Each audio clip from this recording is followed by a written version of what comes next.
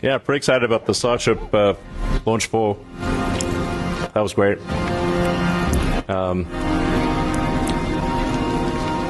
I think that was sort of like a 20% lucky outcome, because both the booster has a soft landing and the ship had a soft landing in the ocean. So we got a lot of great data, and unless something comes up that we think is problematic, we'll try to bring the booster back and catch it with the giant Mechazilla arms.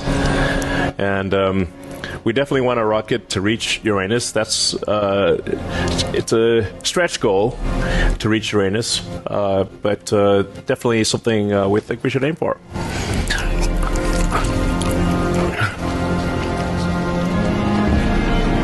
Yeah, the catch.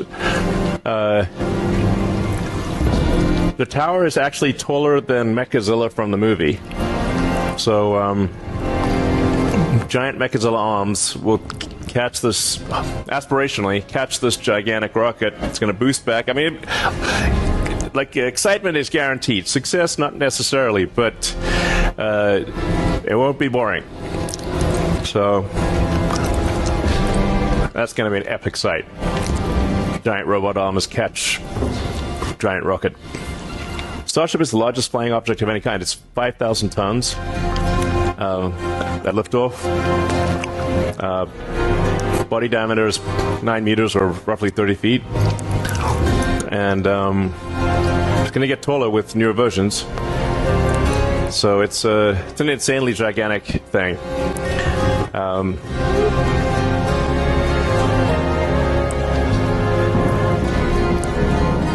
When we first started figuring out the Starship design, it seemed utterly insane. And now it's gone from utterly insane to merely late.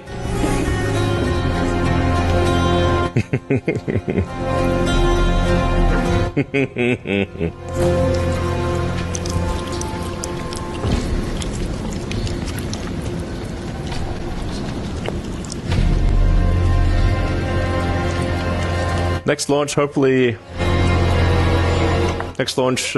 launch is probably in about a month. We have to take. We're going to replace the whole heat shield on the ship. So the new heat shield tile is about twice as strong as the ones that were on the last flight. So and we want to put an ablative secondary structure, like basically ablative protection behind the tiles, so that if a tile cracks or comes loose, it doesn't cook the rocket. It's pretty incredible that the rocket, that the ship made it all the way to the ocean, despite the right front flap getting cooked very hard. It was kind of like a skeleton hand. But I made it. But on the next flight, we want to not have the tiles fly off and have a skeleton flap. So the new tiles will, like I said, about twice as strong, or hopefully half as likely to crack or come off. And we're going to put like I said, a secondary ablative material below the tiles, so that if a tile does crack or come off, it's got a good shot of returning. We ran 2 experiments with tiles on this flight, which people may have noticed, because they sort of why there's some missing tiles on this last flight. They were intentionally missing because we were testing the secondary heat shield material, which is like a silicone felt ablative. It's not good for reuse, but it's good for saving your butt if a tile cracks or falls off. Very tricky to put these tiles, have them work well, because the tiles are ceramics. They're like a coffee cup or a dinner plate. So you got a whole bunch of dinner plates stuck on the side of a rocket that is shaking like hell. And it's shrinking cryogenically with the propellant, and then expanding under pressure, and then you've got the tiles expanding when they get hot. So there's a lot of expansion and contraction happening while trying to keep all these brittle tiles from cracking or falling off. It's a tricky problem. No one has ever actually succeeded in making a reusable orbital heat shield. The shuttle heat shield took, I think, 9 months, 1,000 people, a massive amount of work between flights. So I wouldn't characterize that as reusable in a meaningful way. And we're aiming for full reusability. So the ship comes back, gets caught by the Mechazilla arms, and is then placed back on top of a booster for immediate reflight. That's the goal.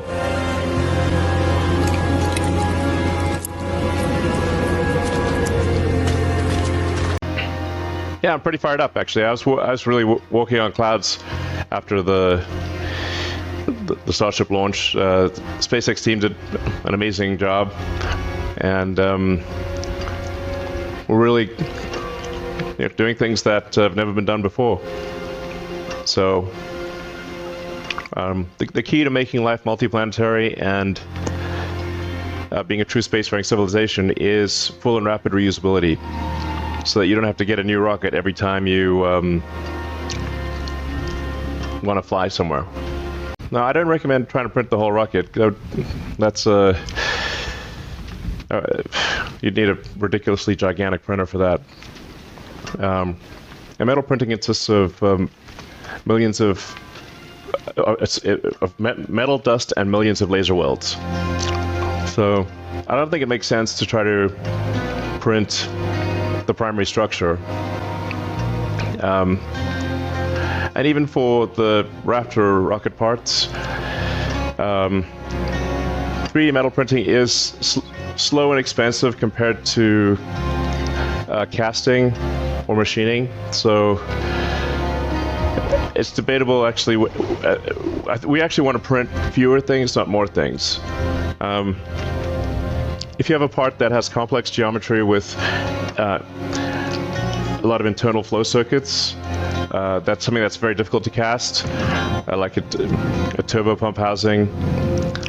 That's where printing is potentially the winner. But generally, I would try to print the least amount of stuff possible. I think Mechazilla's got a decent chance of catching the rocket. Probably, I don't know, 50% chance. But the booster will come back. It'll have an impact point that's out to sea, so it'll have to steer itself towards the tower with the catch arms, and if the booster detects that anything's wrong, it'll suicide itself into the ocean. If things are looking good, it'll steer over to the tower, and the arms should be able to grab it.